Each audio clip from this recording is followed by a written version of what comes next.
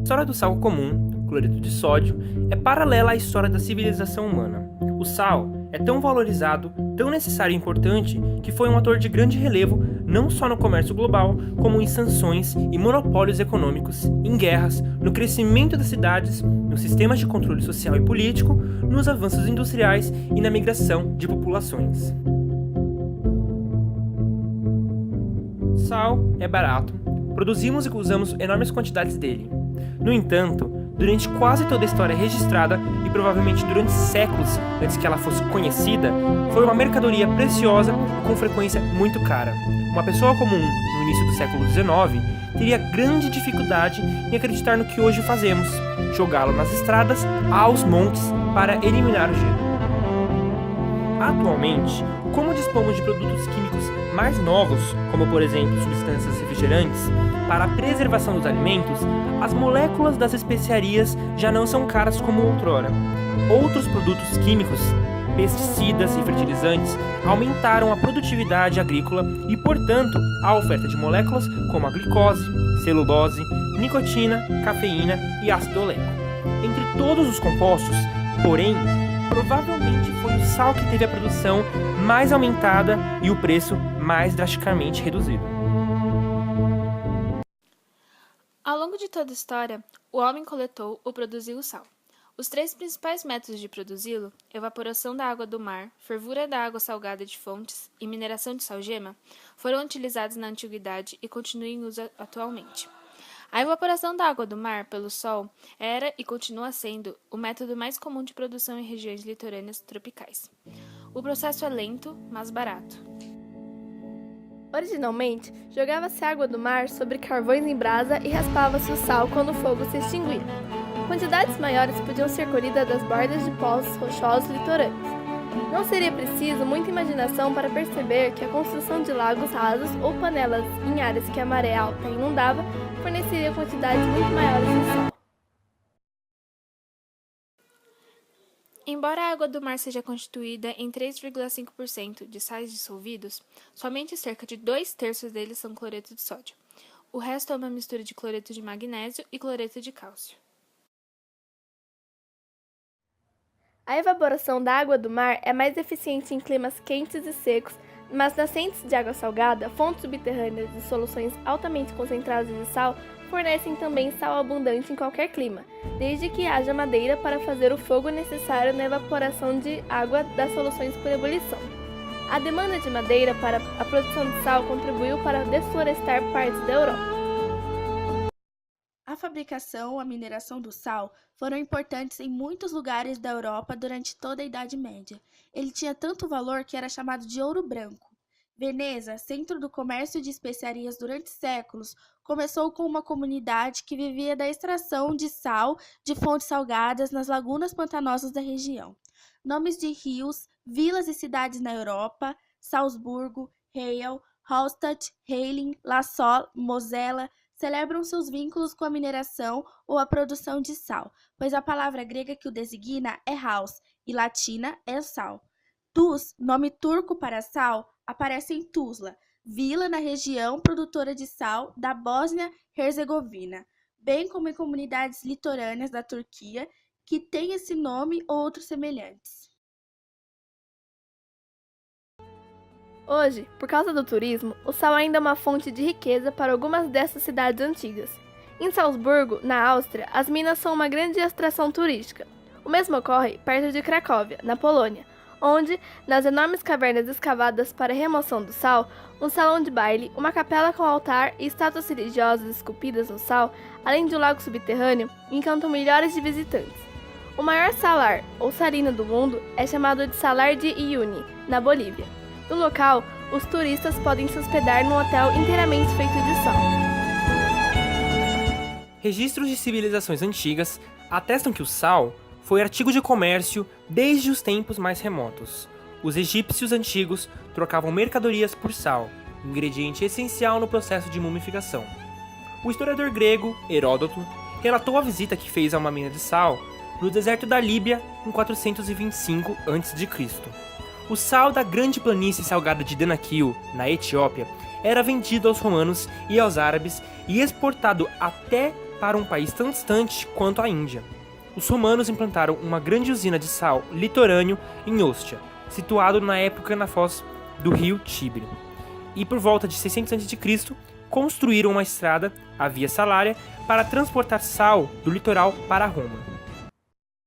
O sal foi a base de um dos maiores triângulos comerciais do mundo, coincidentemente pela difusão do Islã na costa ocidental da África. O extremamente árido e inóspito deserto do Saara foi durante séculos uma barreira entre os países do norte da África, as margens do Mediterrâneo e o resto do continente ao sul. Embora houvesse enormes depósitos de sal no deserto, mais ao sul a demanda do artigo era grande. No século VIII, negociantes berberes da África do Norte começaram a trocar cereais e frutas secas, têxteis e utensílios por pranchas de halita minerada dos grandes depósitos de sal do Saara, em Mali e na Mauritânia de hoje. O sal era tão abundante nestes lugares que cidades como Tegaz, a cidade do sal, inteiramente construída com blocos de sal, cresceram em torno das minas. As caravanas berberes, que muitas vezes reuniam milhares de camelos ao mesmo tempo, continuavam cruzando o deserto em direção a Timbuktu, originalmente um pequeno acampamento na borda do sul do Saara, às margens de um tributário do rio Níger. À altura do século XIV, Timbuktu havia se tornado um grande posto comercial, em que o ouro da África Ocidental era trocado pelo sal proveniente do Saara. A cidade tornou-se também um centro difusor do Islã, levado para a região pelos comerciantes berberes. No auge de seu poder, a maior parte do século VI, Timbuktu pôde ostentar uma influente universidade corânica, grandes mesquitas, torres e magníficos palácios reais. Caravanas partiam de Timbuktu, carregadas de ouro e às vezes de escravos e marfins, de volta para o litoral mediterrâneo do Marrocos e de lá para a Europa. Durante a Guerra Civil Norte-Americana, a captura em 1864 de Saltville, na Virgínia, por forças da União, foi vista como um passo vital na redução do moral dos civis e na derrota do exército confederado. Chegou-se mesmo a sugerir que a falta de sal na dieta podia impedir a cura de ferimentos de guerra e que teria sido, portanto, responsável pela morte de milhares dos soldados de Napoleão durante a retirada de Moscou em 1812. Nessas circunstâncias, a falta de ácido ascórbico e a subsequente investida do escorbuto parece ter tanta culpa quanto a falta de sal. Portanto, os dois compostos podem se unir ao estanho e aos derivados do ácido lisérgico como substâncias químicas que frustraram os sonhos de Napoleão. A halita, com uma solubilidade de cerca de 36 gramas em cada 100 gramas de água fria, é muito mais solúvel na água que outros minerais.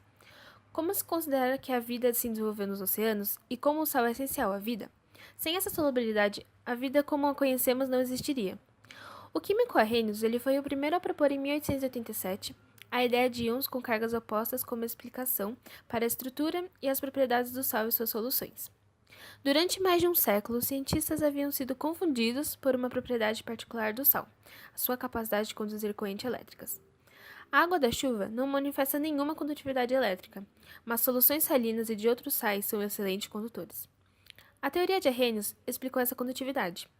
Seus experimentos mostraram que quanto mais sal houver numa solução, maior a concentração da espécie carregada, os íons, que é necessária para transportar uma corrente elétrica.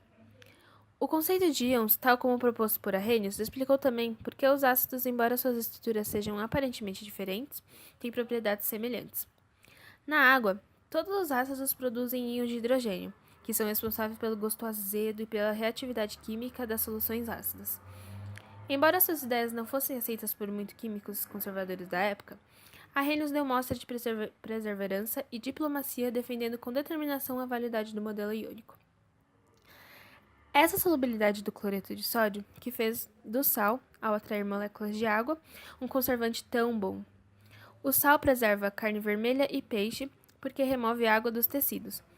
Em condições de nível de água muito reduzidos e elevado conteúdo de sal, as bactérias que causam a deteriorização não conseguem sobreviver. Uma quantidade muito maior de sal era usada dessa maneira para evitar que os alimentos se deteriorassem de que acrescentada deliberadamente a eles com o propósito de acentuar sabores. Em regiões nas quais o sal de dieta vinha sobretudo da carne, a salga para preservar a comida era fator essencial na manutenção da vida. Os outros métodos tradicionais de preservação dos alimentos, a defumação e a secagem, com muita frequência também requeriam o uso de sal. O alimento era imerso na salmoura antes de ser efetivamente defumado ou seco. Comunidades que não contavam com uma fonte de sal dependiam das provisões obtidas no comércio. Desde os tempos mais remotos, mesmo que o sal não fosse necessário para a preservação dos alimentos, o homem reconheceu a necessidade de obtê-lo para sua dieta. Os íons do sal desempenham um papel essencial no nosso organismo, mantendo o equilíbrio eletrolítico entre a célula e o fluido que a circunda. Parte do processo que gera os impulsos elétricos ao longo dos neurônios no sistema nervoso envolve a chamada bomba de sódio e potássio. Mais íons de sódio são expelidos de uma célula do que íons de potássio. São bombeados para dentro delas, o que resulta numa carga negativa líquida do citoplasma, no interior da célula em comparação com o exterior da membrana celular. O sal é, portanto, vital para o funcionamento dos nervos e, em última análise, para o movimento muscular. O corpo humano médio contém cerca de 113 gramas de sal. Como estamos perdendo sal continuamente, sobretudo na transpiração e na excreção na urina, temos que repô-lo diariamente. O homem pré-histórico supria sua necessidade de sal na dieta com a carne dos animais basicamente herbívoros, pois carne crua é uma excelente fonte de sal. À medida que a agricultura se desenvolveu e os cereais e vegetais se tornaram uma parte maior da dieta humana, tornou-se necessário suplementar o sal. O sal suplementar, que se tornou uma necessidade assim que os homens adotaram um modo de vida agrário e sedentário, tinha de ser obtido localmente ou por meio do comércio. Desde 2000 a.C., na China, onde o imperador Xia Yu ordenou que a corte imperial seria abastecida com sal vindo da província de Shantung. O sal foi lucrativo para os governos ao longo das eras, mediante de impostos, pedágios e tarifas. Nos tempos bíblicos, considerado um condimento e tributado como tal, ele estava sujeito a tarifas alfandegárias ao longo das rotas das caravanas. Roma não foi exceção. Originalmente, as usinas de Ostia, no delta do Tibre, eram controladas pelo Estado romano, de modo que o sal podia ser fornecido a preços razoáveis para todos. Essa generosidade não durou muito. Os rendimentos advindos da tributação do sal exerciam uma tentação muito grande, e o sal foi tributado. À medida que o Império Romano se ampliou, expandiram-se também os monopólios do sal e os impostos sobre ele. Coletores de impostos, agentes independentes supervisionados pelo governador de cada província romana, arrecadavam impostos onde podiam. Para os que viviam longe de áreas produtoras, o alto preço do sal refletia não só nos custos de transporte como tarifas, impostos e taxas pagos a cada passo do caminho. Durante toda a Idade Média, na Europa, a tributação do sal continuou, muitas vezes na forma de pedágios impostos às barcaças ou carroças que o transportavam das minas ou das usinas de produção litorâneas. Foi na França que essa tributação tornou-se mais drástica, com o infame, opressivo e extremamente odiado imposto sobre o sal conhecido como gabelle. Os relatos sobre a origem da gabelle variam. Alguns dizem que Carlos de Anjou a impôs na Provença em 1259.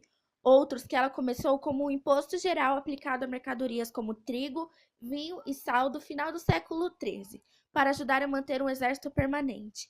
Qualquer que tenha sido sua verdadeira origem, no século XV, a gabelle se tornava um dos principais tributos nacionais, e o nome estava relacionado apenas ao imposto sobre o sal. Mas a gabelle não era apenas um simples imposto.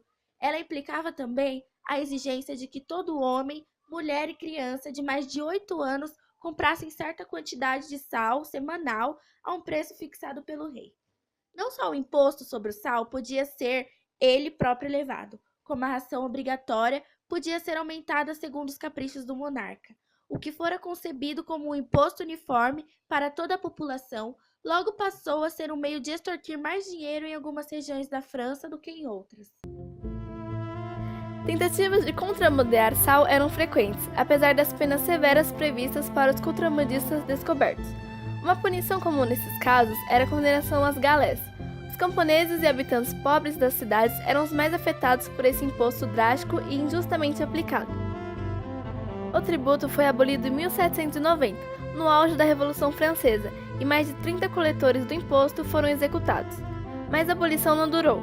Em 1805, Napoleão reintroduziu a gabelle, declarando-a necessária para financiar sua guerra contra a Itália. Esse imposto sobre o sal só foi finalmente eliminado após o fim da Segunda Guerra Mundial. A França não era o único país em que impostos como esse, sobre um artigo indispensável à vida, tornaram-se opressivos. A indústria do sal da Inglaterra baseava-se no sal de fontes salgadas e da mineração do sal-gema. Ambos os métodos eram muito mais eficientes e lucrativos que o da fervura de água do mar adotado na Escócia. A indústria escocesa precisava de impostos menos pesados sobre o sal para sobreviver. Em 1825, o Reino Unido tornou-se o primeiro país a abolir o imposto sobre o sal, em razão do reconhecimento de uma mudança do papel desse produto. Costuma-se pensar na Revolução Industrial como uma revolução mecânica. O desenvolvimento da lançadeira volante, da máquina de fiar de fusos múltiplos, o motor a vapor, o tear mecânico, mas ela também foi uma revolução química. A fabricação de produtos químicos em grande escala tornou-se necessária para a indústria têxtil, para o alvejamento, fábrica de sabão e vidros e cerâmicas, a indústria do aço, os cortumes, o fabrico de papel e as indústrias da cerveja e dos destilados. Os fabricantes e proprietários de manufaturas pressionaram o governo pela revogação do imposto do sal, porque o produto se tornava imensamente mais importante como matéria-prima em processos industriais do que como conservante de alimentos e suplementos. A eliminação do imposto do sal, almejada por gerações de pobres, só se tornou realidade quando o produto foi reconhecido como matéria-prima de importância decisiva para a prosperidade industrial da Grã-Bretanha. A atitude esclarecida da Grã-Bretanha em face do imposto sobre o sal não se estendeu às suas colônias. Na Índia, o tributo imposto pelos britânicos tornou-se símbolo da opressão colonial utilizado por Mahatma Gandhi quando liderou a luta pela independência do país. O tributo sobre o sal na Índia era mais que um imposto. Como muitos conquistadores haviam descoberto ao longo dos séculos, o controle sobre o fornecimento de sal significava controle político e econômico. Normas governamentais na Índia Britânica fizeram da produção não governamental de sal uma transgressão criminosa. Era ilegal até recolher o sal formado por evaporação natural nas bordas de poços rochosos da costa. O sal, por vezes importado da Inglaterra, tinha de ser comprado de agentes do governo a preços estipulados pelos britânicos. Como a dieta na Índia é principalmente vegetariana e como predomina um clima quente, que promove a perda de sal pelo suor, a adição de sal à comida é especialmente importante. Sob o governo colonial, a população foi forçada a pagar por um mineral que milhões de pessoas haviam tradicionalmente sido capazes de colher ou produzir por si próprias, com pouco ou nenhum custo. Em 1923, quase um século depois que a Grã-Bretanha o revogara para seus próprios cidadãos, o imposto sobre o sal foi duplicado na Índia. Em março de 1930, Gandhi e uma meia dúzia de adeptos iniciaram uma marcha de quase 400 quilômetros até a cidadezinha de Dundee, na costa noroeste do país. Milhares de pessoas foram se juntando à sua peregrinação, e quando chegaram ao litoral, começaram a colher incrustações de sal da praia, a ferver água do mar e a vender o sal que produziam. Outros milhares passaram também a violar as leis do sal. O produto ilegal começou a ser vendido em aldeias e cidades de toda a Índia e era frequentemente confiscado pela polícia. Os partidários de Gandhi eram muitas vezes brutalmente tratados pela polícia e milhares foram presos. Outros milhares tomaram seus lugares e passaram a fazer sal. Seguiram-se greves, boicotes e demonstrações de protesto. No mês de março do ano seguinte, as leis draconianas sobre o sal em vigor na Índia haviam sido modificadas. As pessoas foram autorizadas a colher o sal ou fabricá-lo a partir das fontes disponíveis no lugar em que moravam e a vendê-lo a outros moradores de sua aldeia. Embora o imposto comercial continuasse em vigor, o monopólio sobre o sal do governo britânico fora rompido. A ideia de desobediência civil não violenta de Gandhi havia se provado eficaz, e estavam contados os dias do Raj britânico. A revogação do imposto do sal na Grã-Bretanha foi importante não só para as indústrias que usavam o produto como parte de seus processos de manufatura, mas também para companhias que precisavam dele como matéria-prima essencial na fabricação de produtos químicos inorgânicos. Ele era particularmente importante para a produção de um outro composto de sódio, o carbonato de sódio, conhecido como soda calcinada ou água sanitária. O carbonato de sódio, usado na fabricação do sabão e necessário em grandes quantidades à medida que a demanda de sabão crescia, vinha sobretudo de depósitos naturais, muitas vezes incrustações em torno de lagos alcalinos que estavam secando ou de resíduos da queima de águas laminariáceas e outras algas marinhas. Como a soda calcinada dessas fontes era impura e a produção limitada, a possibilidade de produzir carbonato de sódio a partir da abundante oferta de cloreto de sódio atraiu a atenção dos químicos. Em 1791, na França, Leblanc desenvolveu um processo para a fabricação de carbonato de sódio a partir de sal, ácido sulfúrico, carvão e calcário. O início da Revolução Francesa adiou a implantação do processo de Leblanc, e foi na Inglaterra que a manufatura lucrativa de soda calcinada começou. No princípio da década de 1860, na Bélgica, os irmãos Solvay desenvolveram um método mais aperfeiçoado para converter cloreto de sódio em carbonato de sódio usando calcário e gás amoníaco.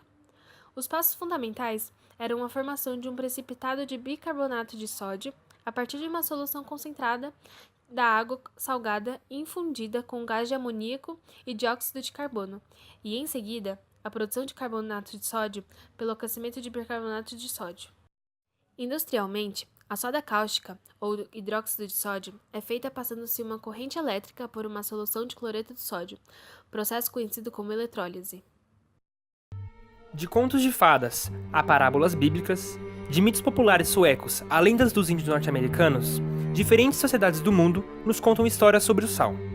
Ele é usado em cerimônias e ritos, simboliza a hospitalidade, a boa fortuna e protege contra espíritos maléficos e a má sorte. Seu importante papel na conformação da cultura humana manifesta-se também na linguagem. Ganhamos um salário. A derivação da palavra vem do fato de que os soldados romanos muitas vezes eram pagos em sal.